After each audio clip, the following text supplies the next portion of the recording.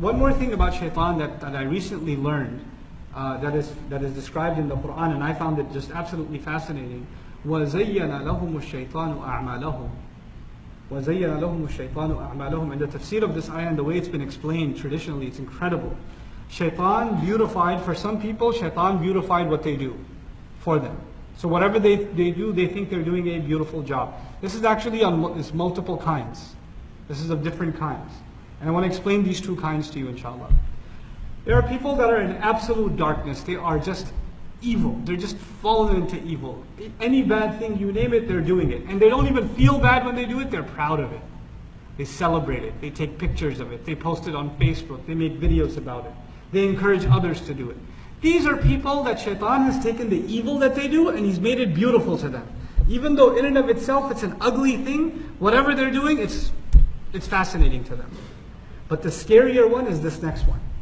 There are people who are doing what they think is a good thing. They think it's a good thing. But as a matter of fact, they're doing what shaitan wants them to do. That's the scary one. You see, and I'll take 2 minutes to explain this and I'm done. In our deen, there are priorities. One way to think about this, in our deen, there are priorities. There are things that you absolutely must not do, they are haram. There are things that you absolutely must do, they are fard on you. And then there are additional things that you should do if you have opportunity. But if you don't get to do them, you're not in trouble. It's good if you do them, but you're not in trouble if you don't do them. You understand what I'm saying to you? Okay. For some people, shaitan comes to them and says, do this extra stuff. Do this extra stuff. And it's amazing that you're doing it. You're so amazing that you're doing this extra stuff. Especially in Ramadan, this is one of the waswasas of shaitan, the confusion he starts you off on before Ramadan and it lasts inside Ramadan. That's why we should say, A'udhu billahi minash shaitanir rajeem. I tell you, there are people who are not even praying Fajr, but they're regular in taraveh. They're regular in taraveh. And to them, that's really important.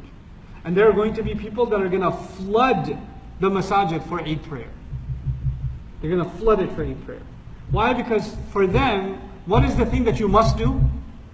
That. And shaitan has made that really beautiful to them, at the expense of other things that are far more beautiful and far more important. Now, if you ask, is Taraweeh itself a good thing? Absolutely. And by the way, for some people, it's not just about Taraweeh and the salawat, it's also about other things. For example, there are people who are very keen on the fasting. At the same time, they're not very keen on how they earn the money with which they buy the iftar.